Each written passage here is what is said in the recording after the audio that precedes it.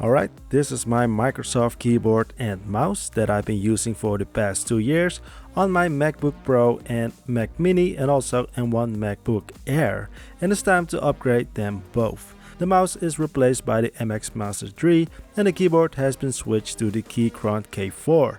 And even though I like the design of this keyboard and also like the feeling and build, typing on it and the sound is just terrible, especially if you work late at night.